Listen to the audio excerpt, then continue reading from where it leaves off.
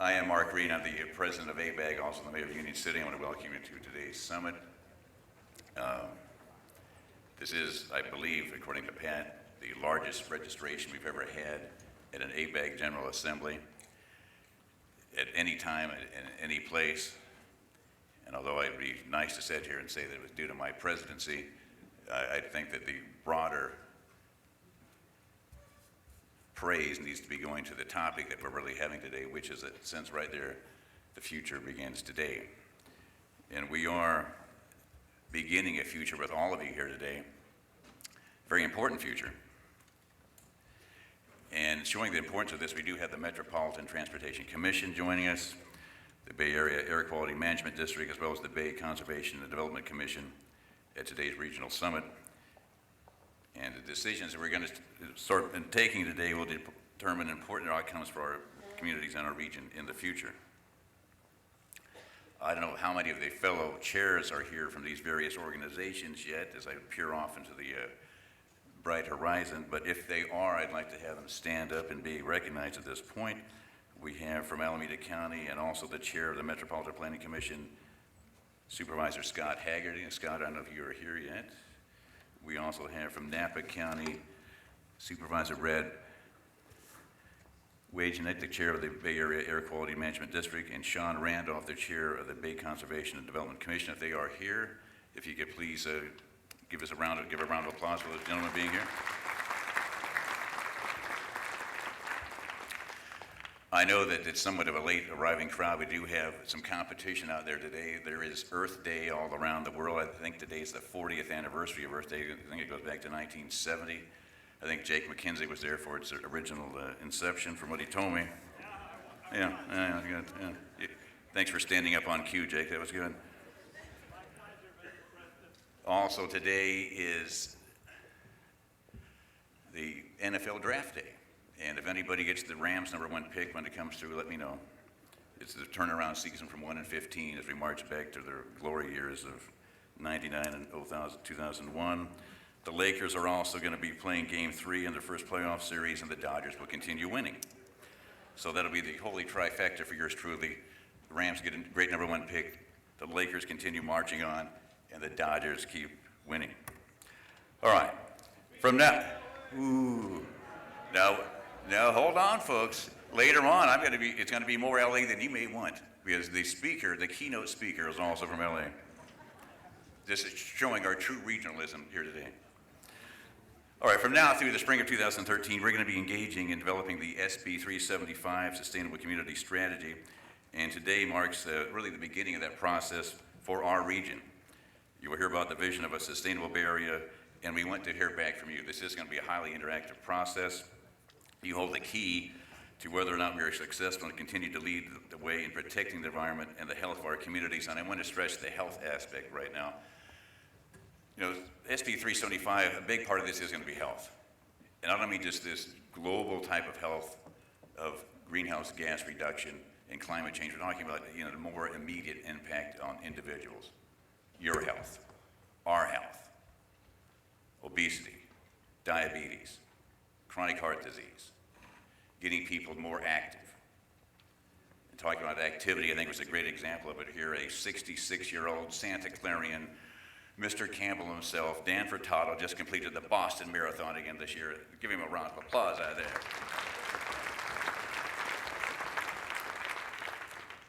He didn't tell me exactly what his time was, but I'm sure for his age it was sensational. SB 375 challenges us to develop a sustainable community strategy, and it's a milestone for the state of California. I think many of us would probably agree that over the last decade it's probably been it is, on a planning standpoint at least, the most important legislation that's come out of Sacramento in the last decade. And it's taking up a lot of time and a lot of resources, but it's all for a great goal.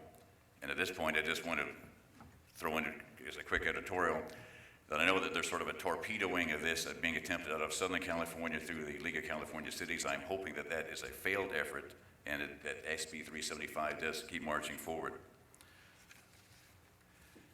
It's going to be very difficult to craft solutions that respect the rights of cities and counties and maintain control over their land use authority. We all know that. Many of us in here are local elected officials. Most people, when they're born or after they're born, their first words are mama or ball or something like that. But I think there's been a study showing that the first words out of local authorities that have been elected is local land use authority, local land use authority, local land use control. I mean, I think that seems to be what local elected officials were born with. And to some degree, folks, we're going to have to swallow that one a little bit. Not entirely, but cooperating between cities, cooperating between counties, and cooperating between regions is going to be needed for us to develop really what we need to be putting together on a statewide basis. We do have a lot of challenges in our Bay Area. We have a population of over 7 million, tremendous amount of economic activity, and a very large number of jurisdictions. We have 101 cities, 9 counties, hundreds of special districts, some of which are here today. The only way we can meet these challenges is if we work as partners and collaborate. What we hope to establish here at the summit is a means and process to go forward. We're going to be final answers today. We're trying to get elected officials aware of what we need to do, committed to what we need to do, and then willing to act upon what we need to do. We've established a tremendous framework for growth. The cities in the region have voluntarily established 120 priority development areas, areas that have access to transit and are appropriate for growth. Over 1/2 of our growth in the next year is going to be accomplished on only 3% of the Bay Area's land if we support those cities with priority development areas to overcome impediments to developing higher density land uses. A couple of quick asides on here. We all know that the economy is unbelievably slow right now. Maybe that's why many of you are out here as consultants. There's nothing better to do on a Thursday morning rather than to come to an ABAG summit. I hope you're here for grander reasons than that. We do have PDA applications for staff members primarily to remember this, as well as elected officials to go back and put the cattle prod in when needed. We have 60 PDA applications that are technically due tomorrow. As I'm standing here, 2 have been submitted. Walnut Creek and San Carlos. That's right, they should be applauded. Our former president here applauded her regal city, Gwen Regalia, for turning it in, and I agree that she deserves to have that applause. The other 58 cities, and I'm standing here as one of the 58, we need to pick up the pace in getting those through. However, from Union City standpoint, I was told again by a non-Union City staff member to plug this, we are actually having some groundbreaking at our PDA next month with Mid-Peninsula Housing. They're going to be turning ground over for over 100 units there, and we are going to be having a groundbreaking in July for our BART expansion site in Union City. So we're in some ways ahead of the application process, even though the application isn't completed yet, but we'll get it done. I've been told on great authorities that we'll have that in when needed. You're going to be listening to speakers today. Some of the questions we need to focus on are how can we provide the support and incentives to make priority development areas successful? And how can we work together to allocate the Bay Area's growth around 2 million people over the next 25 years? And yet have it done in a manner that's environmentally sustainable and improves our quality of life. I'm going to talk about the quality of life issue just for a minute. I've been, as some of you know, I've already been touring around in the North Bay counties. I've been to Napa County and to Sonoma County, both fascinating adventures, I might add, going to their League of Governments, their mayor's conferences. Both have been just absolutely fantastic. And that was even with McKenzie not even being at that one. I can imagine what it would have been like if he'd have been at that place. But all of our counties have something special about them.